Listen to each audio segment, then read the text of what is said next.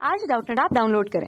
Doubtnut पर अपने सभी गणित, रसायन विज्ञान, भौतिक विज्ञान और जीव विज्ञान के डाउट्स का करो सफाया।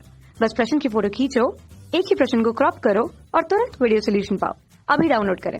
प्रश्न दिया है, कण 60 अंश के प्रक्षेपण कोण से तथा 2 वर्गमूल GH की चाल से क्षैतिज तल पर स्थित एक बिंदु से प्रक्षेपित किया जाता है। H ऊंचाई तक कण को पहुंचने में लगा समय होगा और यहाँ पे 4 विकल्प दिया गया है। तो आइए हम लोग इस प्रश्न को हल करते हैं और इसके मान को ज्ञात करते हैं। तो देखिए, हमारे पास एक कण है जिसको मूल बिंदु O से हम लोग प्रारंभिक वेग u अर्थात 2 वर्गमूल GH के प्रारंभिक वेग से फेंकते हैं, ठीक है, वो भी थीटा कोण जो कि है 60 अंश के कोण पर फेंकते हैं। तो यह अधिकतम ऊंचाई तक जाता है और हमें r क्षैतिज परास जो है प्राप्त होता है। अब देखिए, इसका जो प्रारंभिक वेग u है, इसके दो घटक होंगे, एक जिसके साथ एक थीटा कोण बना रहे हैं अर्थात x अक्ष के साथ u cos थीटा जो कि क्षैतिज दिशा में हमें मिलेगा, ऊर्ध्वाधर दिशा में हमें u sin थीटा प्राप्त होगा। अब हमें यहाँ पे बोला जा रहा है कि इसके अधिकतम बिंदु तक यानी कि यहाँ तक पहुंचने के लिए जो समय लगा t, इसका मान क्या होगा। तो देखिए, जब तक ये प्रक्षेप्य हम लोग को जैसे ही फेंक दिए, जब तक ये हवा में है तब तक इसको हम लोग उड्डयन काल बोलते हैं। लेकिन हवा में ये कब तक है, मूल बिंदु O से लेकर के यहाँ तक r तक, ठीक है, इतने तक ये हवा में है जब तक ये पृथ्वी की सतह से टकराया नहीं है। परंतु अगर हम लोग देखें तो मूल बिंदु O से इसको हम लोग मान लेते हैं कि A, तो O से A तक का जो बिंदु है वह इसका आधा है, अर्थात यह क्या हो जाएगा, उड्डयन काल का आधा होगा। तो हमारे पास जो उड्डयन काल होता है T, इसका क्या हो जाएगा, आधा T बटे 2 के रूप में हमें यहाँ पे प्राप्त होगा, ठीक है। वो समय हम लोग जो निकालेंगे, अर्थात इसको इस तरह से समझ सकते हैं, मान लेते हैं कि हमारे पास वो समय T है, ठीक है।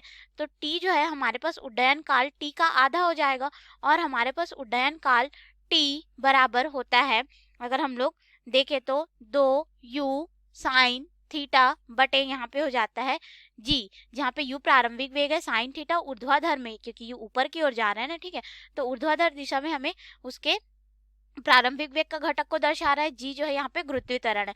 इस मान को अगर हम लोग यहाँ पे रख देंगे तो हमें यहाँ पे समय t बराबर प्राप्त हो जाएगा 2u sin थीटा बटे यहाँ पे हो जाएगा 2g। अब हम लोग प्रारंभिक वेग u का भी मान रख देते हैं तो t बराबर हो जाएगा 2 गुणित 2 वर्गमूल g h और यहाँ पे हो जाएगा साइन 60 अंश बटे हमारे पास हो जाएगा 2g। अब हम लोग इसको आगे हल करेंगे। देखिए, साइन 60 अंश का मान वर्गमूल 3 बटे 2 होता है, तो ये हमारे पास हो जाएगा 2 गुणित 2 वर्गमूल g h और यहाँ पे हो जाएगा गुणित वर्गमूल 3 और फिर ये बटे का बटा हो जाएगा 2, तो 2 गुणित यहाँ पे हो जाएगा 2g। अब हम लोग इसको आगे हल करते हैं तो देखिए, हमारे पास यहाँ पे मान इस तरह से हो जाएगा, ये 2 से ये वाला 2 और ये वाला 2 कट जाएगा, ठीक है हमारे पास। और हम लोग अगर देखें तो ऊपर में वर्गमूल GH है, तो अर्थात हम लोग इसको इस रूप में रख सकते हैं, ये हमारे पास हो जाएगा वर्गमूल 3 और फिर गुणित में GH, ठीक है।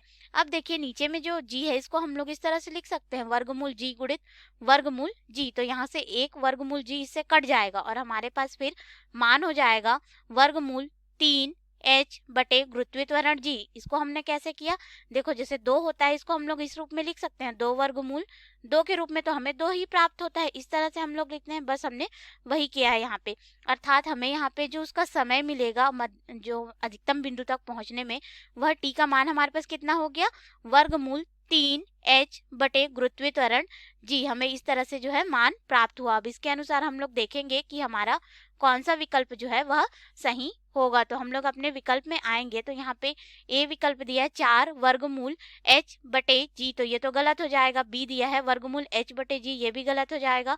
C वर्गमूल 3 h बटे g, अर्थात C विकल्प हमारा बिल्कुल सही उत्तर होगा इस प्रश्न के लिए। और अगर हम लोग D को देखें तो यहाँ पे वर्गमूल 4h दिया है, तो गलत हो जाएगा। धन्यवाद।